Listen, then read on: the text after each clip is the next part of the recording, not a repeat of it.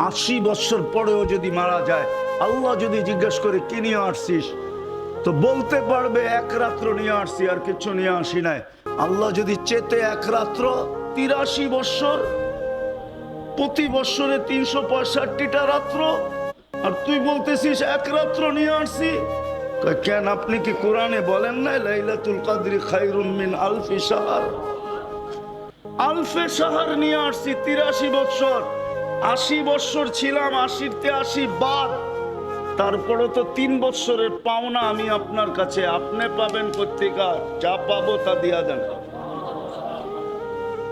যদি তা না দিলেন তাহলে আরো পেঁচামু। কিন্তু আল্লাহ যদি জিজ্ঞাসা কি পেঁচাবি, ওই 3 বছরের ভিতরে তো 3টা লাইলাতুল কদর আছে, আবার প্রত্যেকটা লাইলাতুল কদর তো 83 বছর করে, ওইগুলো দিতে হবে আমাকে।